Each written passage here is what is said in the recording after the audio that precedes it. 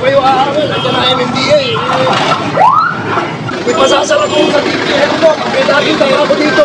May pasasara ko sa DPM mo, may lagi na ako dito. Ipapa-revoke ko yung permit ninyo. Tanda ko, ipare-revoke ko yung permit nito. Tandaan nyo ngayong araw na to. Pag may nakita ba ako nito, ipare-revoke ko permit nito sa business permit. Last warning po, ako po yung hepe dito. Ayoko lang na magkaroon tayo ng samahan ng loob.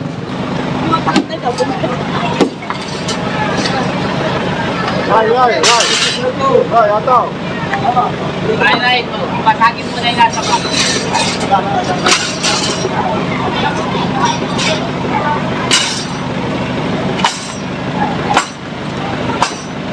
Kanina na nasa loob, kung dito yung ano dyan.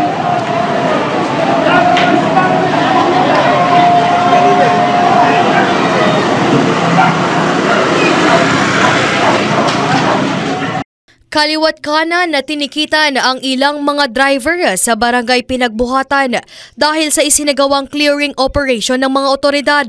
Kabilang na nga rito ang isang tricycle driver na nakikiusap na huwag na siyang hulihin o dalhin ang kanyang tricycle sa impounding area. Napag-alaman din kasi na wala itong lisensya, 2 taon nang nakakalipas. Pero paggabi nililipat ito kasi maraming bata doon. Paggabi.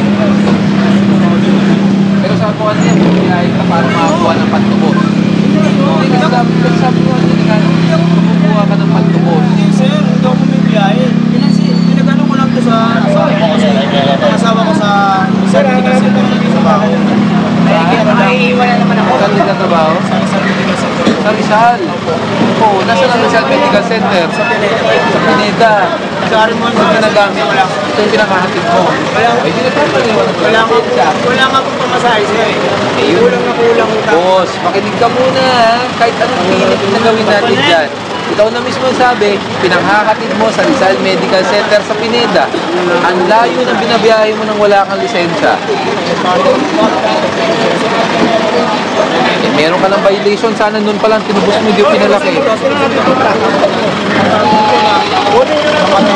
Ito, give and take tayo.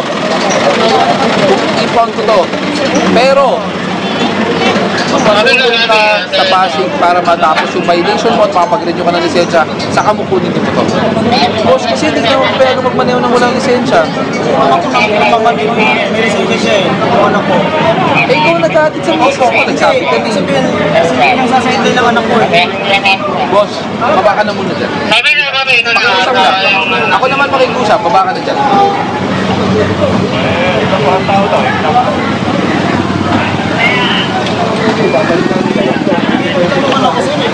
Baba ka muna, boss. Pakiusap lang. Baba ka na muna. 2 taon ka na nagmamaneho ng walang lisensya. Paatak ko na yan. 2 taon ka na nagmamaneho ng walang lisensya. Ikaw nga naghahatid. Ikaw nga naghahatid sa misis mo. Hindi yun eh. Bihira nga ako ang pagdating sa kanya kasi Bihira.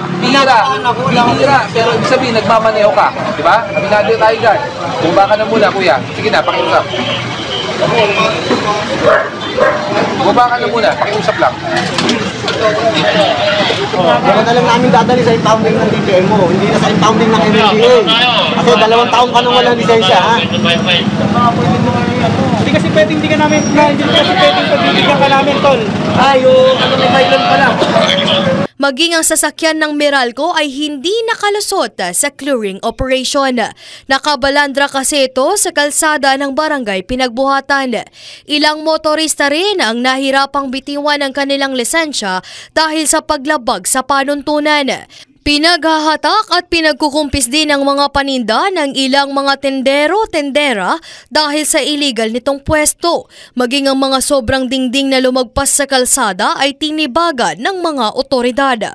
Nabatid na may higpit itong ipinagbabawal alinsunod sa kautusan ng Department of the Interior and Local Government.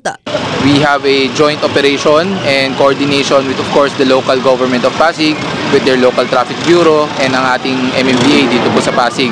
So tayo po ay naglungsad ng isang operation na ang ano po natin, ang goal natin is to make sure na clear po yung mga kalsada dito sa Pasig, dahil nga po we always say, no, ang mga kalsada dapat po yan continuous mobility ng mga sasakyan.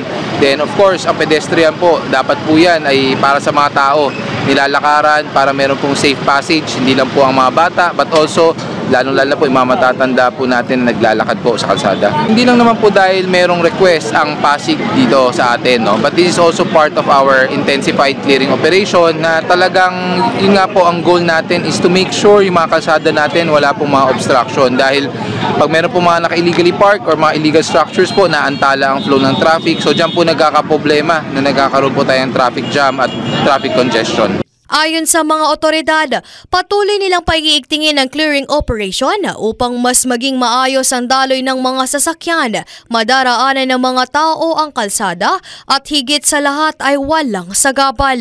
Ito yung continuation ng ating clearing operation, yung mandato ng ating opisina sa pakikipagtulungan ng MMDA, yung nagbigay ng kautusan ng DILG tungkol sa mga clearing ng sidewalk. Tinutuloy lang natin ito kasi hindi natin nahayaan na patuloy ang hindi pagsunod nung iba na nagiging sanhinan na dahilan kung bakit nagkakabuhol-buhol ang traffic at hindi makaresponde yung ating mga emergency vehicles katulad ng fire trucks at ambulance. So ito'y tinuloy lang natin sa buong lungsod. Inuna lang natin yung mga talagang maraming complaint, yung barangay Pinagbuhatan, barangay Palatio, no? Susunod natin yung mga other streets na talagang maraming complaints na talagang ipinauugnayan dahil talagang yung obstruction kabilaan, no? We will not allow na mangyari uli na hindi makaresponde itong mga emergency vehicles, lalong-lalo na in times ngayon, malapit na naman tayong magkatungtong ng March. So ating fire prevention month, so hindi tayo papayag na yung mga kalsada natin ay hindi accessible. So tuloy-tuloy po ito sa pakikipagtulungan natin sa MMDA, sa ating PNP at ang buong task force clearing operation ng City of Pasig ay tuloy-tuloy na magki-clearing operation para maiayos po yung buong kalsada, yung pedestrian, malakaran ng maayos at ligtas ng ating mga kababayan Pasigueño. Nakikiusap po kami, pinakamagandang mensahe ko lang sa kanila, sumunod po tayo, patuloy po tayong magmasid po. At tayo na sa bawat isa sa ating mga katabing bahay, sa ating mga kasamahan, sabihin na po natin na talagang dapat po ay nasa maayos tayo na parking.